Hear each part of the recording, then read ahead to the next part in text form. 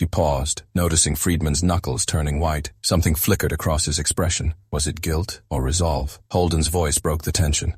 Could we set up a perimeter around the greenhouse area and torch these alien plants at their source? Dr. Matsuda shook her head, trembling.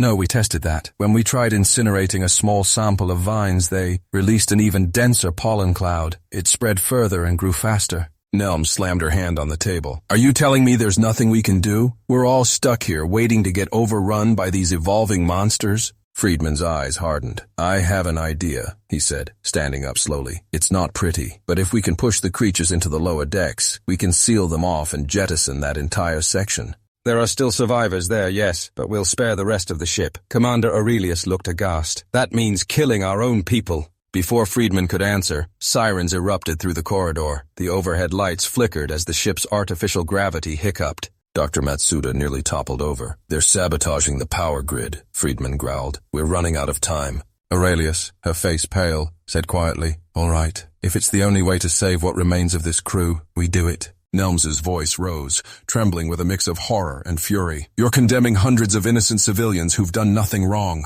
Friedman locked eyes with her. Tell that to the parents of the thousands who will die if we don't isolate this threat. Guerrilla-style battles raged for hours, with Friedman's security teams funneling feral creatures deeper into the lower decks. Some civilians were herded with them, brutally forced to flee into corridors swarming with mutated animals and overgrown vines.